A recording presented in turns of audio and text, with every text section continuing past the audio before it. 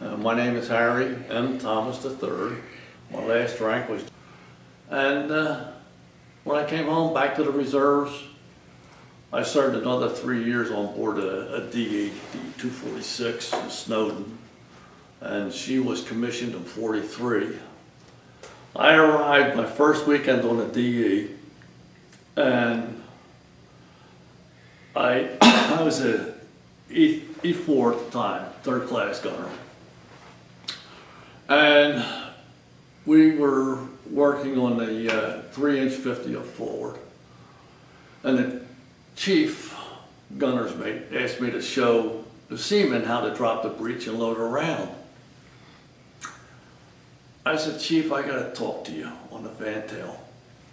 And I said, "Look, before you start screaming at me, telling me nothing, I don't even know where the trigger is on this 3-inch 50, let alone how to drop a breech." I said, "What do you mean?" I said, "I'm a small arms specialist. 81 mortar, 50 caliber machine guns, M60s. I said, 30 cals, whatever." I said, "Anything over that 81? I don't know a thing."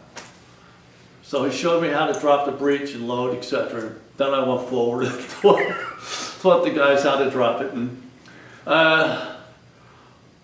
so I was just a regular gunner's mate. And they found a 30 caliber machine gun from World War II, still in the box, still in Cosmoline, and nobody knew anything about machine guns. So they told me to take it, clean it up, and get it working. Well, it was no problem at all for me, because I was, doing machine guns for the last year and a half. And the captain loved the machine gun going off, so the only one qualified to fire the machine gun was yours truly. So when we're on patrol or out on maneuvers, I'd be on the fantail firing the machine gun.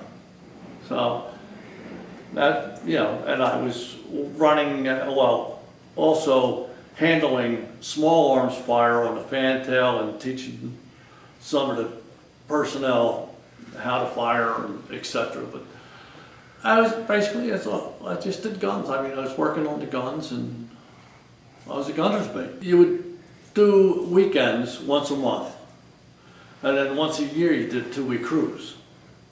So one year we went down to San Juan, another one I went to Fort Lauderdale. And Fort Lauderdale I had some problem, but we had Liberty, and we went over, and there weren't a lot of Vietnam veterans on board the ships on the East Coast, especially in the reserves. And we got down there, and it was spring break. Yeah. So I'm walking along the strip with a couple guys, a couple sailors, and a couple of the college kids were starting calling, not just names, but making all sorts of things about Vietnam, etc., etc., etc. So I sort of lost it. I went after them, and three of the Navy guys I was with just drugged me off. I mean, I just, this is what it was like when we came back, and this is just, after a while, you just lose it. But, I still had a good weekend over down there and back on the ship. And like I said, you find out who your friends are, what camaraderie is, and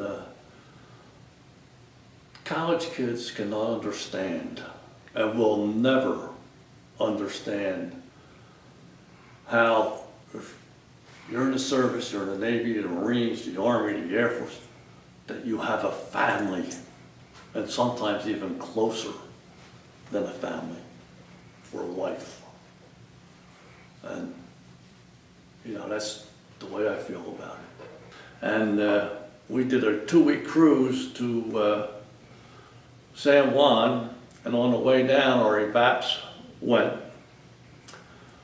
So we had to start getting water off of a carrier or whatever. We were doing fleet maneuvers, thank God, and we couldn't take showers. There was no drinking water on board.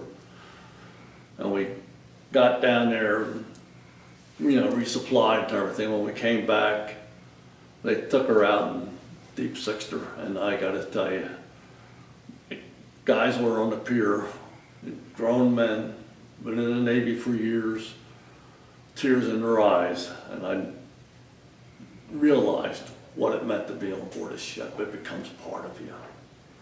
And the camaraderie with being in the Navy, being a Swiftie, you can't explain, can't put it in words. It was there.